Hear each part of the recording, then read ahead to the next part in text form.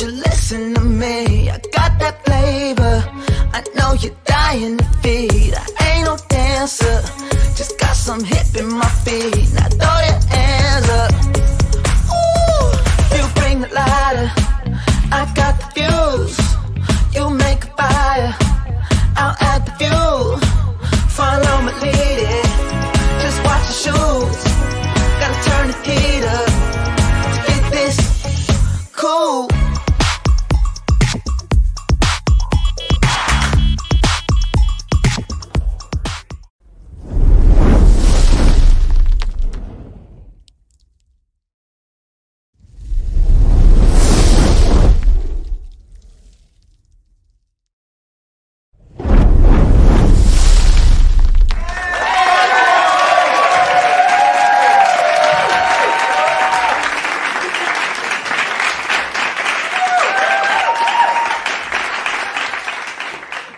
This has literally been months and months in the making. As you know, I love A Legal Mind, and we've collaborated before.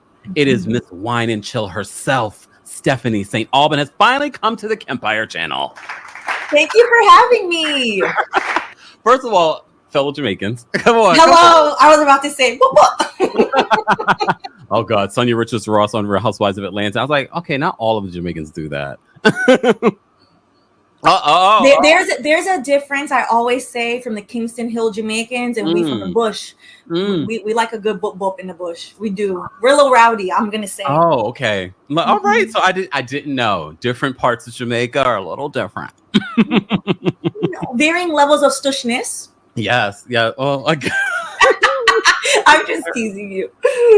Stephanie, first of all, thank you so much for being here. We've been meaning to do a collaboration for months, but look, things happen. But I think this is the perfect time, especially with our political climate and understanding the legality of some of the things that we're watching and seeing. I also want to talk about Project 2025 because a lot of people don't want to read 900 pages.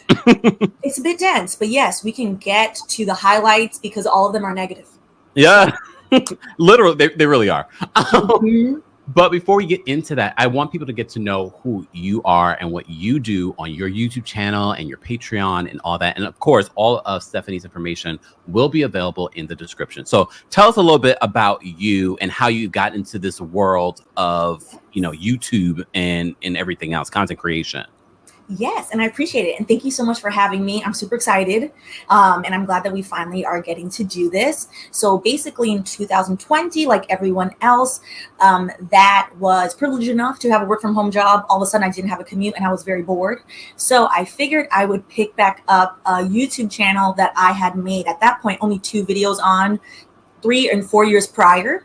The first time I ever uploaded a video, I think it was 2017. I graduated law school for context in 2016, passed the bar the first time, was over here hustling in New York and was like, ooh, this is rough. I had a good friend who basically looked me in my face and was like, you hate being a lawyer. You'd be a really good producer. To which I asked her if she was unwell, I need to sit down because I have 6 figures of debt and we just graduated. Like, I can't hate this yet. And you got Jamaican parents. Okay, exactly. And they're frightening. They are very frightening. And with that, I did kind of think about like, okay, what would a production look like? What is the smallest level of production I could do? And initially I thought of YouTube. So I set together to do a very quick, I think the video is still up. It's like 3 or 4 minutes with me and my dear friend from college. And essentially in the video, we are talking about having natural hair in the workplace and how, people, and mind you, this is 2017 when people are still being rowdy about wearing natural hair to work, which was wild. I had coworkers try to touch my hair. I had one who was faster than me that actually touched my hair, to which I had to, give them a, hello, what are we doing? We're going to HR. Actually, come hold my arm and now let's go to HR because what is happening? So we did a cute little video on that. I sourced it in like somebody's very nice apartment, somebody with equipment, etc.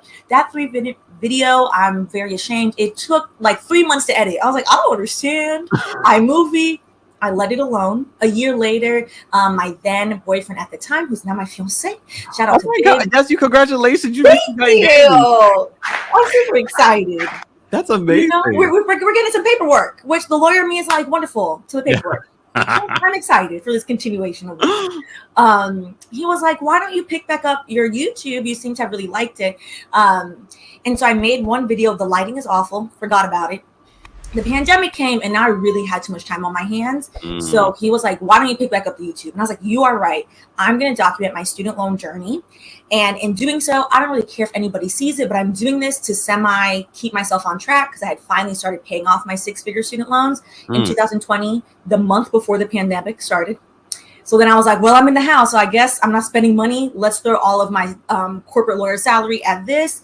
And that's how the channel started. 6 weeks into that, I did a brief stint in entertainment. So I worked at one of the big 3 entertainment agencies as a lawyer, which was fascinating, illuminating, and wildly problematic. That's when my friend had told me I hated being a lawyer. I hated my boss in that place for what it was worth. So one of my really dear friends who still works in entertainment, when Kanye, who I'm not a fan of, haven't been a fan of in years because he's problematic, when he told us slavery was a choice, I took that personal and I decided to not speak to him anymore, proverbially, since I don't know that man. So when he decided that he wanted to tweet out about 106 tweets and pages of his music contract, she put all of it into a PDF and then was like, you should do a explainer reaction video on YouTube to this. So I've been doing YouTube for like 6 weeks consecutively. And I was like, why would anybody watch this? Like, lawyers are boring. People are going to think it's boring. She's like, you're not boring. People will like it. And I was like, also, he's legally not supposed to be tweeting this out. He's in violation of numerous clauses in here. What if I get in trouble because now I am publishing this thing? I was like, there are too many questions. And she's like, you can just delete the video, the practical sense of it. And I was like, yeah, you're right, because I'm not contractually obligated not to reshare it. It's public now. He made it public. And as much as I detest that man, a lot of points were made in that he was taken advantage of. And so I showed how the music industry essentially is putting people in 360 deals and went through all the terms of his contract. And one of the large, I would say, pop culture channels who I wasn't familiar with at the time, She's So Kindly Impressive TV, decided to give me a shout out, which was really very kind of her. And because my spirit is really 65, I was out on a date. And I remember all of a sudden I started getting all of these notifications. Impressive sent me. So I turned to Gabriel and was like, oh my God, there's a bot on my YouTube. What the hell is an impressive? And he was like, Stephanie, I think they're trying to tell you that somebody like is tagging you, like you should go look. And so then I saw it. I was like, oh, this is awesome. And so that is how the channel became a legal and pop culture channel from that. So I've just stuck with that. It'll be 4 years next month and then 2 years of full-time content creation this month. So. Wow. So we all have really had not similar journeys, but very much the pandemic really refocused us. For sure. And here we are living our dreams, doing what we want to do on our terms. Oh, because I worked in a law firm for 15 years. So I understand. I've met thousands of attorneys, which I'm surprised we've never met. Because also, I didn't know that. Look at that. Yeah. For you. 15 years. 15 years worked with attorneys. I've met here in New York City. So I've met thousands of attorneys. So the fact that I've met you, I'm like, really? We never crossed paths? That's wild. No. So that's fantastic. So are you enjoying the journey still? I am still enjoying the journey. 2 years of full-time content creation with all the ups and downs of YouTube. My thing now is because I think my personality is very bubbly and like I'm always joking, even if joke doesn't need to be had. I try to be very honest with people that I do miss, for what it's worth, my consistent every 2-week paycheck. That has been an adjustment and that's fine. That's something I'm trying to adjust to. I wouldn't trade this though for anything because it's allowed me to do different projects. Like right now, I am working on a travel and law series with Elise that I'm super excited about. Ooh. So we got a grant funding to do our first episode, which is going to talk about the Shelby County case that essentially gutted the Voting Rights Act. So that should come out in 2 weeks. So super excited. We did we'll link everyone. Yes, and we did a road trip from Atlanta to Alabama. I'd never been to Alabama before. So people of Alabama are lovely. I was surprised. Did you go to Huntsville? No, I didn't. Oh. I didn't. We went to Birmingham and to Montgomery. Okay, the cooler parts. And people were very nice, and the food was good. It was honestly like a wonderful experience. So much Black history is in Alabama, and it really forced me to combat some of the things I would say, like as a Black immigrant, you're taught about the South, particularly things I would say that I have rid myself of as a grown adult, but I still have never been to Alabama. So now I'm like, oh, this is great. You know what? Do not let certain types of people tell you that you don't belong somewhere, because Alabama is actually very Black. Well, you know what it is. That's also when we talk about things like colorism. It's a method to separate us. So I'm not completely surprised by it, but I'm glad you even pointed that out, so people themselves can go and visit these areas. We got to go where the infamous river boat brawl took place, and I brought my folding chair. Oh yeah, I like a little rowdiness, and I love that the elders were there. They're like, "We see y'all with the folding chair." It was so heartwarming. It was a moment to be. Is that like a year now since then? It is. I think it's going to be a year in August. I think. Yes, so I'm hoping that we have a collective party for the anniversary of the river. Is that officially now our new Juneteenth? I don't know. I think we need to have it. I think we need to have something. Some cookouts. 2 holidays during the summer. Exactly. Just saying. So guys, we're just joining us. We're here with Stephanie St. Aubyn from her YouTube channel, Wine and Chill. Yes, and she's giving all kinds of really great, I want to say not legal advice, because that's not what you're doing, but no, disclaimer, it's not legal. But legal explainers, I would say. Like, my goal is to make the law accessible, because whether or not you care about the law cares about you. Fortunately or unfortunately. So it would behoove all of us to, have the tools to at least understand what all of this legislation that impacts us, policies like Project 2025, and all of those things. So I would say that's the overall goal of my channel, with a lot of levity in there, and some full-on entertainment law shenanigans every once in a while. Which I love. Look, I never became an attorney, but I've worked with attorneys for many years, but I love the expertise, especially when these pop culture stories come up. So now that you're a part of the family, anytime a big legal situation, you'll have to come back. Oh, for sure. I'm going to get you on camera saying it. Entertainment is the messiest place. It's like a lawsuit on steroids. And you're just reading it like, y'all did what? Who did what? Why would you? You continue to do this? Okay. And shout out to Grace Report and Layla Lynn. That was our first collaboration as it's a quadruple something. Yes, that was a lot of fun. Where we were talking about the Diddy situation. So guys, if you missed any of that, you can see that on Grace Report's YouTube channel. But anyways, the breaking news this week. First of all, President Joe Biden has dropped out of the 2024 presidential election and now has endorsed Kamala Harris to be the Democratic nominee.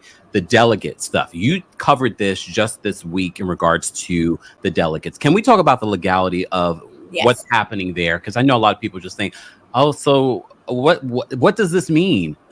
Yes. So I would say the rollout has been unnecessarily chaotic, which has caused chaos in all of us. That could have been avoided. Yeah, of course. I think we should just let that out there. There was no need for it to roll out this way. People have been calling for him to step down since before he started his re-election campaign. He chose not to and chose to be stubborn. So now we're here. I'm not to interrupt you, because I have to add a little of my own frustration too. Oh, yeah. Let's air it out. I think it's cathartic. I agree, because not only that, I'm upset about them waiting this long. Yes, we're going to support. However, them waiting this long, giving her 105 days, but also the fact that now they're trying to spin it like he's this hero for doing so now. I have a guttural reaction to that. It's trifling. They're trying to rewrite the history, and I actually did a series of videos this morning on my story about that, of let's not rewrite what we're all living through and watching at one time. We've already seen the stubbornness of elderly white politicians bite literally the rest of us in the behind. RBJ notoriously should have resigned at 80 years old during Obama administration. She refused. We are currently watching Mitch McConnell. I'm not a medical doctor, so I won't diagnose him, but we are currently watching Mitch McConnell have medical events on live television. Yeah. At least once a quarter. Like, Dianne Feinstein, she allegedly couldn't even hold up a pen. She was 90 years old, a representative from California, signed a law into place in support at 90 years old, and then hours later exited this earth. There's no need for us to not have term limits. and to not have age limits. Yeah, agreed. Because then we get to unnecessary consternation and commotion. And in my opinion, despite my long-held criticisms about Kamala's prosecutorial record, it's wholly unfair to her and her team to have 105 days to prepare what is a huge undertaking. Agreed. But with that being said, I always remind our viewers, make sure you're still voting. I'm going to tell you who to vote for. Wink, wink. Yes. Register to vote. Make sure that your registration is still up to date. If you've moved, if your kids are going to be away, if you're going to be away, make sure you have your absentee voting ready to go. Or early voting is here in New York. I don't know if it's available everywhere, but if it's available, take advantage of it. Yes, and make sure you vote down ballot. So even if you have consternation about the candidates, remember your local officials, there's multiple things on the ballot. There are propositions. Your local officials affect your everyday life a lot more. So at least go in and be like, you know what? I hate Tim next door running for school board. He actually doesn't want to teach Black history. Absolutely not. I'm voting for Stacey. Okay, cool. Wonderful. There are other things on there. So I would say don't throw the baby out with the bathwater, for what it's worth. Yeah. Now, can you explain to the audience in layman terms in regards to now with the news coming out that officially Kamala has the delegates to be the Democratic nominee? Correct. Yes. So I can share my screen if that's helpful. Oh, yes. Really quick. Because I have, I think, a good graph so that way people know, like, okay, what do we mean by delegates? Let's do that. Hold on. Ooh. Okay, wonderful. So according to the DNC, the Democratic National Committee, according to their bylaws, Section 9, the Democratic Party shall not require a delegate to a party convention or caucus to cast a vote contrary to their expressed preference. So essentially, these delegates are rank and file Democrats who have been selected. Sometimes they have to be elected to be allowed to cast their vote. Their vote is supposed to reflect what occurred in the primary. Essentially, there are 3,949 delegates eligible to vote in the first round of the convention. Because Biden won the Democratic primary, he amassed support from 3,896 delegates. However, those delegates are not transferable. Those delegates, technically, according to the bylaws, they do not have to actually vote for the person that they're pledged to, etc. So we have regular delegates, and then we have super delegates. And the super delegates are basically any sitting politician that is a member of the DNC. So your governors, your state representatives, members of the party themselves, etc. That number fluctuates because the number of governors of state representatives will fluctuate. It's around 700. They're only allowed to vote if there's a deal breaker or a tiebreaker being made. So essentially, right now, No, it's okay. What's okay, there we go. Right now, Kamala has amassed enough delegates that have pledged their support. So they will actually go and vote with their support at the DNC convention, which I believe is August 19th in Chicago.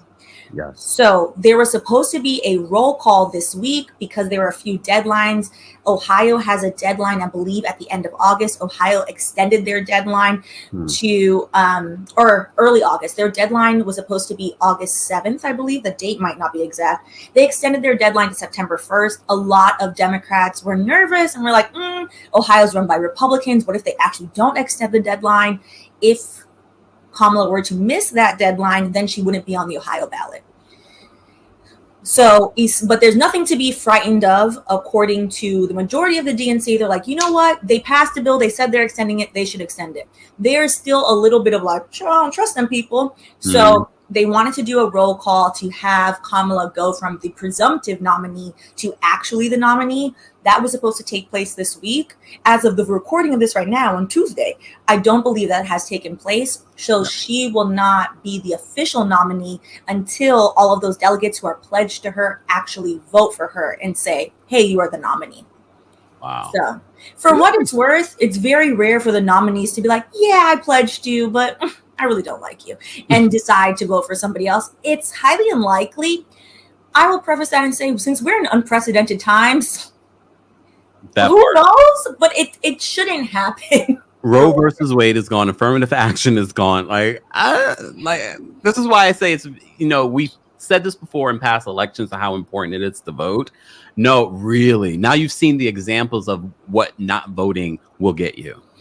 I think also tied with that is looking at voting as one tool out of many tools, which is we have to organize, we have to make demands, we have to apply pressure. The man behind dismantling affirmative action, his name is Edward Blum. He has been trying to dismantle affirmative action for the better part of almost 20 years. Whoa. His goddaughter, infamously, it was, I'm sure you remember her, Abby with the bad grades. So he propped up his goddaughter to be the face of mediocrity because she didn't get into the University of Texas. And instead of, because she simply didn't have the grades, she decided to blame all the Black and Hispanic students.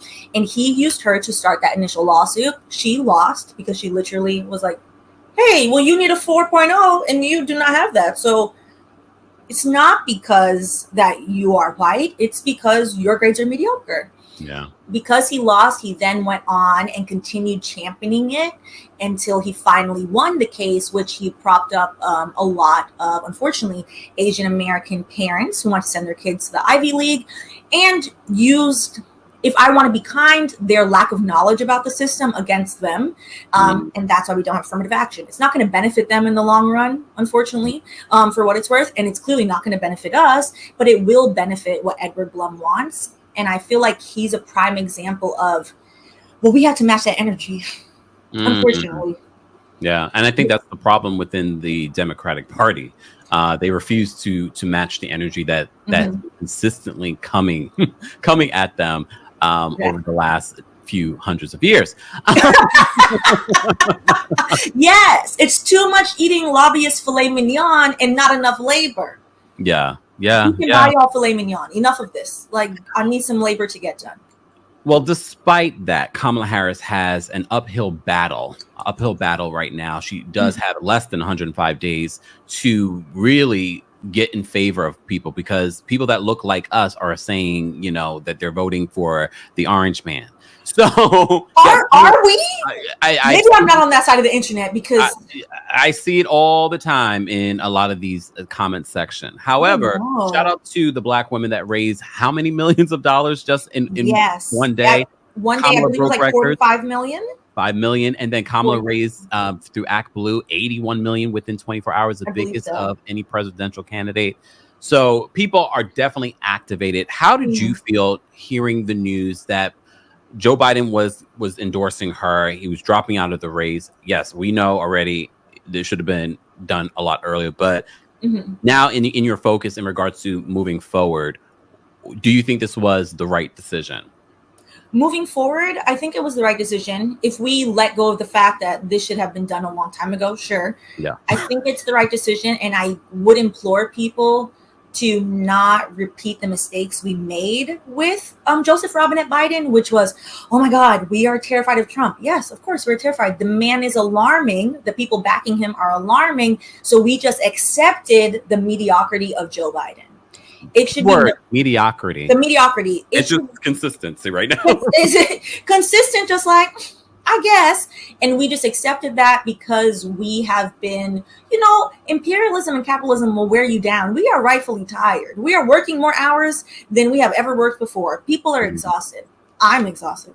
I understand that. And still, one of the things I would say, the biggest semi-wins that we received from the Joe Biden presidency is actually public service loan forgiveness. So and as somebody who worked in the private sector, I don't qualify, but PSLF was a program enacted in 2007. Under 2007 is right before about, so under GW, under Bush, which of course he was not going to do it. It was so ineffective. Essentially, after 10 years, you're supposed, if you were a government worker, you're supposed to get your loans forgiven. After 13 plus years of the program, only 1% of applications were ever approved. So they essentially were just lying to people and having people just rack up all this debt. The reason why PSLF has gotten fixed is because largely during the Democratic primary of 2020, Bernie Sanders and Elizabeth Warren ran on a platform of a lot of leftist a lot of leftist issues that I fully supported. One of them including was student loan forgiveness, which included fixing the PSLF program. That forced Joe Biden, who said numerous times that he does not support student loan forgiveness, to run on student loan forgiveness. And did he enact it all the way? No, he didn't. But as somebody who is an advocate for student loan forgiveness, has not benefited from a cent of what's been forgiven, at least some people have gotten something. And that would have never happened if people didn't make those demands. So I would like us to, if Kamala is running now and the delegates do what they're supposed to do and she's a candidate, we are well within our right to be like, okay, a political process works by me, the constituent, being like, these are my demands. I want a ceasefire. I would like a reappropriation of funds. Why are you sending my taxpayer dollars over there? That's wild. The bridges are broken over here. Fix the bridge, fix the potholes. I would like the funding of the Department of Education. I would like the passage of the George Floyd Justice and Policing Act, as we just saw. He just mentioned that in his statement in regards to Sonia Macy and that horrific situation where she was, gunned down in her home. Yeah, after calling them about a prowler. Which it's disgusting, in my opinion, for Joe Biden to be mentioning that in his statement when that bill has been mentioned since 2021. We're in 2024. Why is it not passed? We do have executive orders is something the president is allowed to do. George Bush loved them. Georgie signed his name to lots of stuff. Yeah. It is well legal and legitimate. The fact that he hasn't passed it is nasty, in my opinion. And in his statement, he's put it on Congress. When he could simply be like, you know what, y'all are dragging your feet. This is something I rallied up all these Black people and all this Black women specifically to save us yet again. I owe them this. I should do this. He didn't do that. So instead of us just being like, oh, thank God, it's somebody to, fight Trump, we can, feel a sense of hopefulness. If you feel a sense of hopefulness about Kamala, I'm not going to, knock it. And be like, hey, I have demands, I have wants. I would like to see a better future for myself. If I don't get any student loan forgiveness, that's sad, that's fine. But what about these kids? The kids deserve to go to school. Yeah. And it's fun. It's interesting. I'm surprised that he didn't use that moment because he basically is not running again. So he could easily set Kamala up with a great moment with this administration. I'm surprised that he still hasn't done it. But I've always sort of felt like Joe Biden has been a puppet for the Democrats. Yeah. So it's in line. It's in line. But go ahead. Oh, I was going to say it's in line with his brand of conservatism, for what it's worth. He has always staunchly said that he's a centrist. We've moved so far right that his centrism is actually right wing. A lot of policies that he does believe in. He believes in extra police force, actual police funding. He said that he would defund the police. Nothing of that sort happened. So I do think it's on us to, keep this energy that people are having. For what it's worth, people's hopefulness makes me also hopeful. And also rightfully be like, hey, you need our votes. This has to be a symbiotic relationship. So again, where are the things? And the thing is, I think it's important. I think a lot of people feel, because the other candidate is so out of this world, that we're going to vote for them regardless. But like you've said, we still need to hold them accountable and push them like we did with the last election to take on some of the things that people are still wanting and needing. And conversations like the one that we're having is part of that. And people need to, especially with Kamala, because she is the candidate. I cannot wait for a Kamala and Trump debate, though. Oh, okay. Now that I'm excited about. If I could get energized and rally behind something, I'm ready for her to mollywop him as a litigator, as a lawyer. I'm not gonna lie. I love the last debate. I was in Boston, had a live show in Boston. Oh, I couldn't. I watched 5 minutes and I was like, this is alarming. It was like comedy. And I know we shouldn't be laughing, but can we have a light moment, everyone watching? It was comedy. Out of the golden retreat home, we had this debate. I was like, what is America? What is America? But a debate because no matter what, let me just say this, because Kamala gets a bad rep, and look, no one, neither Stephanie nor myself, are perfect human beings. Oh no, definitely not. And I think we very much what we do all the time. Obama had to be more than perfect. He had to be more than mediocre. We have allowed Joe Biden's mediocrity to be, that's stellar. He's dropping out of the race 105 days before. He's an American hero. He's a hero. He's being so selfless. I'm like, he sent it out on Twitter. Would be as if he resigned via email and didn't have the courtesy. Even my bosses that I've hated, I've had the courtesy to tell them to their face, like, can't stand you. You are the scum between my toes. And I'm gone. I said it with my chest. Yeah. Have some couth. Yeah. He broke up with us like Berger broke up with Carrie in Sex and the City via Post-it. Yeah. Not you are my people, because I get that. Trifling cowardice. But here's the thing. I think people are holding Kamala to such a like she has to be we need to look at her actual resume, people, and realize that this is, first of all, not a dumb as a rock person. That's something. No, definitely not. He said, and she's a very accomplished person.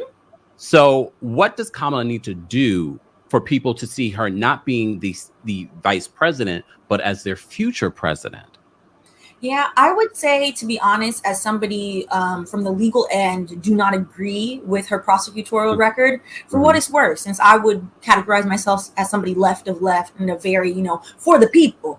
So some of her record is problematic. And I do think because the Black community was harmed with certain things, as well as other communities in California, a simple addressing of, you know what, in hindsight, I was a young prosecutor. I would have made different decisions. Okay, address it and let's move forward. And let's talk about the changes that you tried to implement and that you did implement as a senator, because she is one of the few people that has worked across almost every section of our government. Yep. For what it's worth. So she has seen different things. So she needs to, play that up, also show what she can do. And I would say a willingness to embrace what particularly millennials and young people are saying. Hey, we care about the student loans. We care about the Department of Education. Are you going to address the crystal fascism in the room? Because these state and local elections are going a certain way, and people that live in various, I would say, like more rural areas are seeing it a lot quicker. So getting, I would say, out ahead in front of things, and then also saying that she's going to change things for the better, not keep the status quo. Because I see a lot of people being like, I just want the status quo to stay. And I'm like, and what people are realizing is this version of status quo does not have bodily autonomy. Yeah. So we're going to have to make that better. We've lost rights in this version of status quo. We don't have bodily autonomy for women. We don't have bodily autonomy for trans people. We don't have bodily autonomy in many states anymore, unfortunately. We also, what is going on with inflation? I think for everybody across every age range, whether you are a retiree or somebody in their 50s in our Gen X, or if you are Gen Z, everyone is like, the money is funny. Well, what are we going to do about this? Are we going to rein in the corporations who have been allowed to basically bleed us dry from all the pennies that we have? So I think addressing things that actually impact everyone is how she can motivate people to come outside. Because I think there's an over-reliance on everyone's terrified of Trump, so that's going to motivate them to get outside. I don't know. People are very apathetic. Yeah. So you have to give them a reason to leave their house and be like, and hope is a reason. Yeah. And it'll be interesting to see, because I think people forget that she was the vice president. So she can't necessarily, what we've seen of her in the last few years, yeah, she spoke her piece, but she really was in support of a president. So it'll be interesting to see her and what her stance will be and what her direction will be, which, again, keep in mind, she's had 105 days to gather this, a whole election for herself. We have to give a little bit of grace in regards to that. Yeah. Because again, that's frustration in itself. But because we're talking about the election, we have to talk about one of the major reasons why people are saying this is probably the most important election of your lifetime. And that is Project 2025, a 900-page. I don't know what they would. It's not well written, if that makes it any better. It's 900 pages of like, did y'all proofread this? Oh, this is frightening. But Lord. There's a lot of pseudoscience in there, but it is, I will say, it's detailed, and it's one thing the DNC does not have, which is organized plan. Mm. It is a level of, well, we're going to dismantle this. We're going to do this. Actually, defund the police. Shush. We would never. We're going to fund the police, and we're going to literally abolish the Department of Education. That's what they want to do.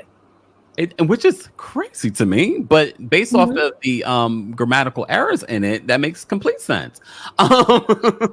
Okay, but let's talk about what exactly is Project 25 and why should people be concerned about it? We haven't really talked about it here on the channel, so you're the first to really give people a perspective on why this is concerning.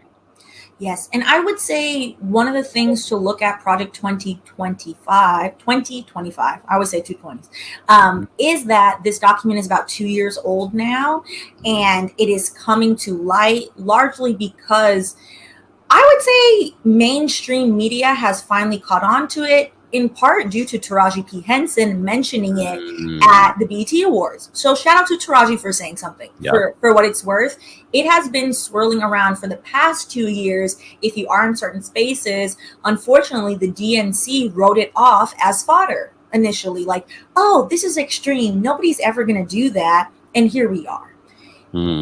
Certain sections of Project 2025 have already been implemented. So, for example, trying to control the Supreme Court of the United States. We have seen with the overturning of Roe v. Wade, the newest case, which was the Chevron doctrine, which controls how our federal government even works. That has been overturned with different rulings on affirmative action, etc. For one of the first times in recent history, we have an outwardly biased Supreme Court. Supreme Court, varying levels of biases, I would say, throughout history. Now they're not hiding any of it. Nope. They're overturning things that have set precedent, etc. And that is because Project 2025 is and was written by the Heritage Foundation. The Heritage Foundation has existed for decades. They are, I think it's interesting that people label them a think tank. Yes. So essentially, they are a group of right-wing conservatives that go and draft various documents, as well as their whole goal is to get certain right-wing Christian nationalist policies passed. And they do that by doing studies, doing memos, infiltrating various local races as well as federal races. We are now, I can't remember his name right now, but we are now having members of Congress just say that they are white Christian nationalists. That is a euphemism for a racist. Yeah. And NAZI. It is more words to describe it. NAZI is what it is, which is frightening. And I would say one of the reasons why you're seeing more content creators talk about it is not to frighten people, but the only way to combat these types of things is to be as organized, which would mean we all need to know what it is. So one of the main things that I would say is not being talked about enough, Project 2025 wants to dismantle the Environmental Protection Agency. EPA. You're in New York. I'm in New York. It's hot. Like, it's unseasonably hot. Yeah. This summer, I mean, across America. Across the United States, it is. Most states are experiencing heat waves. Unfortunately, we're also seeing unnecessary death tied to heat waves. Dismantling the EPA and then having various subsections of departments under the EPA only exist to quote unquote sell their data to private companies is very dangerous. Yeah. How are we going to live if it's too hot in this place? Which also climate change is affecting lots of flights as well. Oh my gosh. We are seeing upticks in violent turbulence on planes. As somebody who I fly often, but I do not like flying. I'm just like, wait, I don't recall the plane doing all of this. Like, it's not even rain. I took a flight last year to Puerto Rico for New Year's, and I was like, what? Even the flight attendant was frightened. Because usually I'm just like, my goal is not to cry. Because I used to be like a silent crier in the plane. I don't like roller coasters. So I'm like, why are we doing this? Well, I'm not a bird. Why am I in the air? And I'm like, I love to travel. It's fine. Everything is fine. And so I'm sitting there and I'm holding Gabriel's hand. And he's like, deep breaths. And I was like, I'm trying. I was like, I'm trying to cry. And then I was like, this is why. And everyone else is panicking. And we are just, I've never seen anything like that. The flight attendant got up and I was like, I'm so sorry to bother you. I'm shaking. And I was like, whenever you have a second, can I just buy my wine now? And she was like, oh girl, I was praying. Wait a minute. Not helpful. You were so you were also alarmed. Mm-hmm. Okay. We are in a state where climate change is getting worse and worse by the week, for what it's worth. And we need not only a president, but we need local officials. We need everybody to be serious and get on the same page. Project 2025 believes in climate denialism. They don't think anything's wrong. Which I would say is against the better knowledge of their rural base. So a lot of their rural base are farmers in the United States, and farmers, regardless of their political leanings, are saying, hey, my crops look different. I've noticed this. These are people who know more about the land than us that live in the city, for what it's worth. Definitely. So that is also very dangerous. Anything you can imagine, to be honest, that's negative is in there. And it's crazy to me. It's just very wild. Their whole goal is to reshape the United States into a conservative theocracy. So they want the United States to be a Christian nation. And regardless of whether or not your religious preference is Christianity, this country is founded on freedom of religion and freedom from religion. Because no matter if that is your religious choosing, their version of white Christianity is not for us. It's not for us anyway. We're not getting into that club. If you watch my Portugal trip, I explained to you guys what happened during slavery in regards to the forcing of Christianity on us. But that's a whole other video. But because we're fair here, we are aligned. Look, Trump has said that he does not support Project 2025. However, a lot of people that were part of his administration are a part of Project 2025. Just, exactly. A legal note. It's interesting to say you don't support something that benefits you, because you don't have to support it. It benefits you. You don't have to outwardly say yeah, I'm all for this. You get the benefit anyway. So it's in his best interest to be like, yeah, I never read the document, which he probably hasn't. The man is not a man of intelligence and reading. A lot of his things that he was trumping for during his first election. It's in this document. Yeah. So I'm like, verbatim. Sir, you don't realize you're not supporting it, but a lot of it is what you said. He's a liar. So we have to remember back in his first, let's just call a spade a spade. During his first election, one of the things, because I think the traditional media, it's since changed very much. We're very much more in digital media. I think because traditional media had never seen a candidate like that, and they'd never seen a president. The most foolish president we had up to that point was George W. Bush, and people referred to him as a lovable idiot, which was dangerous. I was like, and mediocre. See how we mediocre. Hello, failed up. I know we say mediocre or mediocrity. Right. I know Jeb Bush is still mad that his dumb little brother got to be the president and not him. And as somebody from Miami, that makes my heart happy because I hate Jeb Bush. Screw Jeb Bush and the FCAT. But with Trump, remember they used to do on CNN would do it, MSNBC would do it, where they would do a lie barometer with Trump, and they would just count his lies of the day. So many. This man is a consummate liar. So of course he's lying now. I think what's interesting about his denying of Project 2025 is that he knows he needs swing voters, but also a lot of the jargon, the language, etc., would harm his base. This is not just going to harm Black and Latino and immigrant communities. This will also harm the majority of white people, which are not the 1%. Yeah. There's a level of delusion of people thinking they're closer to Bezos than to the unhoused person that they're turning their nose up at. So that is why he's concerned. Look, what? Y'all think you're closer to Bezos? Okay. No, look, the boys are under delusion on the Twitter. Twitter is a whole other universe. They're under delusion. So this would be harmful to everyone involved because they're going to roll back labor rights as well. We barely have any labor rights here in the U.S. It's interesting because Grace lives in France, and France, for all of her problems, the EU, great labor rights. Yeah. I worked at a French tech company back in the day when I was a lawyer. They had, for the French office, a man legally required 7 weeks of PTO. Yes. It's like, wait, where's my applause? I love that about France. I love that. That and the striking. I will say, I give it to the girl. The colonization and the racism. They're always striking, but they're always striking. The Islamophobia, gross, inappropriate. But the racism, the racism, can't stand it. And they love to tell you that they're colorblind. I'm like, stop it. So you can't see. You can see me. Enough of this. But the striking and the labor rights, we could learn something from that, because them people, they're like, labor. Oh. Life is about living. I'm making cheese. I'm drinking wine. I'm having my cigarette and my croissant. Yeah, most definitely.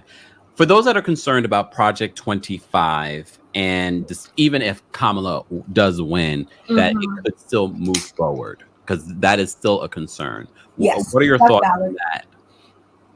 Yes, I would say that's a valid concern. For what it's worth, the language used for the abolishing of the Department of Education, that is currently actually going on. So currently we're having in key, I would say, rural and urban cities of trying to bamboozle the general public that, you know what, the public education system is bad. And instead of us actually investing money into public schools, we're going to give you a voucher. And you should use that voucher and go to private school. So I have a detailed video on this on my channel as well, talking about how Jay-Z is basically allowing himself to be a right-wing puppet by propping up the voucher program in Philadelphia, a city that he's not from. You see him sitting next to Jeffrey Yass, who is the richest man in Pennsylvania, an evil billionaire as well. And so specifically, people rightfully are complaining about the public school system because the public school system has been systematically defunded by Republicans. Wow. Systematically defunding, the kids are not able to access books, access various things. So instead, so they have created a problem. So rightfully, parents are frustrated and they want their kids to have the best education possible. Agreed. We're all agreed. Instead of forcing these local governments, as well as the state government and the federal government, to refund the education department, they are instead saying, we'll just give some of you vouchers. And what they are trying to change laws. In Ohio, they have changed laws in various other states. People are now able to use those vouchers for private Christian schools, private religious schools. Some of these schools are essentially similar to segregation schools that used to live in be in the South. After integration happened, a lot of racist parents didn't want to send their kids to an integrated school. They then created segregation schools. You're seeing that same semblance pop out and pop up in various states. I believe now it's over half of the states have voucher programs. About 10 counties in Ohio sued the state of Ohio because the teachers have complained, and the Board of Education in each of those counties, they have essentially taken the money from the school, documented $1.5 billion, a little bit more maybe, and taken that money and given it to vouchers. There's no way to monitor that these students are actually receiving a proper education, particularly in places now that refuse to teach Black history, refuse to teach LGBTQ plus history, refuse to teach about any type of actual things happening, and instead attack the very nature of how this country was founded. Wow. So, Stephanie, you are brilliant. And a wealth of knowledge. You have to come back because we have an election. So I'm tired. Is it done yet? Will be back. She'll definitely be back. Sidebar, I did want to mention what was dinging in my mind when you brought up Jay-Z hanging out with this billionaire from Philly. It made me think of Jaguar Wright and her allegations against Jay-Z. I'm like, oh, what does Jaguar have to say about this? But I'm waiting for him to get the treatment and the deep dive that a one Sean Combs received. I'm waiting for that. I think it's going to happen. You guys can watch the date of this, and it's not going to happen this year. No. But it's going to happen. Particularly the way that he's moved throughout his career, selling Brooklyn off to gentrification. I have a Patreon video on this. It's documented. He sold off a whole borough for less than $500,000.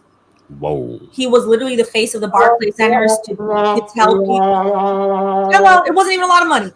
He made himself the face of Barclays Center, which caused massive gentrification, and lied and said that this is going to bring jobs. If you've ever been to downtown Brooklyn, it's sad. It's sad. It's sad down there. It's down bad and sad. Yeah. Oof. But back to your original question, because I feel like I didn't fully answer it.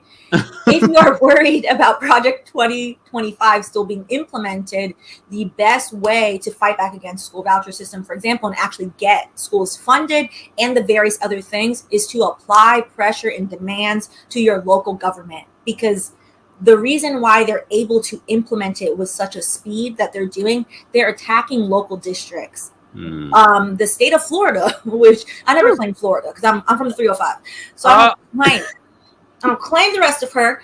The state of Florida is a dismal, foretelling tale of Ron DeSantis didn't just come out and say we're not teaching Black history. It was a slow build of let me start in a few counties, let me do this, let me figure it out, and now you have a whole state which was already full of commotion, full of ridiculousness. So I would say we have to pay attention to who sits on our school board, who's running for sheriff. There are certain white nationalists now that are literally going around telling rural sheriffs, you know what? You're supposed to enforce the Constitution. And if you feel like something weird is going on at the ballot box, just pick the box up and throw it away. That's illegal. It's unconstitutional. They are telling the sheriff to break the law. Sorry. Yes. Like we are in that version of the timeline.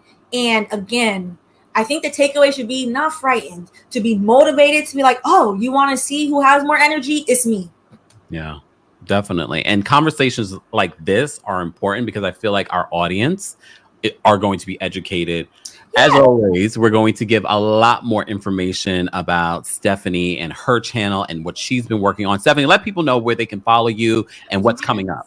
Yes. So my channel is called Wine and Chill. It's funny because I'm trying to do a rebrand by end of month. So I will, if I get the rebrand done, I will send the rebrand your way. So you can. And we'll update you guys regardless. So, you know, this will be up. But because I'll be back anyway. Yeah, of course.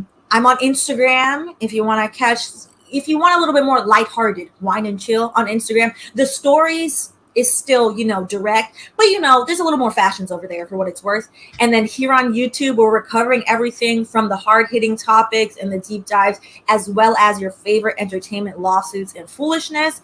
And then I'm on Patreon. So Patreon, we have a lot of deep dives, usually 2 or 3 times a month. We'll do a live stream. The last live stream I did last week was 3 hours long, so very detailed. Yeah, I was like, oh, well, we're gonna have to do it. And the reason why is because we were discussing Christo-fascism and how that has actually already been embedded to laws, and the new trad wives explosion of content, and why it's not as cute as we want to believe. It's not just cookies that they're selling, unfortunately, and why we should dissect that, and why, you know, this is actually making Christian nationalism be like, see, it's just nice. It's just nice stuff. And it's not. And then also discussing, you know, the change of attitude of, you know, a one Kelly Samps to conservatism as well, and how these things tie in together, and why we're going to see, unfortunately, more of that and how to combat that. So that's what I want to. Amazing. And again, conversations like this are so important, guys. And education and comparing information, because we know media is manipulated for a reason, no matter where you're watching it. Don't be afraid to hear an opposing opinion. Yes. Be open, you know, and if you're a part of the community, you know, we are always talking on a fence. So then we are willing to hear all sides, but the most important side that I want to hear from are you guys in the comment section. Again, we'll be posting all of Stephanie's information in the description and a link for you to register to vote. So all of that will be available there. Don't forget to like the video. And don't forget, if you're listening to this, you can subscribe to the Kempire podcast on Apple Podcasts and on Spotify. Thank you, Stephanie, for being here. And you'll be back. Look, we have an election. Yes. Thank you so much for having me. And I would add to that lovely ending. Also, don't be afraid to be imaginative and imagine the future that you want to see, and then demand that future. Don't let people tell you have to settle for this. Amen. Amen. You hear that, Kamala? Think bigger, girl. Think bigger. and feel free to go against the grain, because at this point they need you. Hello. Thank you. Yes. We need to get that to her. We need to send some postcards. Yeah, and they need women that look like you. More importantly. Hello. So and when I say that, I mean Black women, because you know people get things mixed up.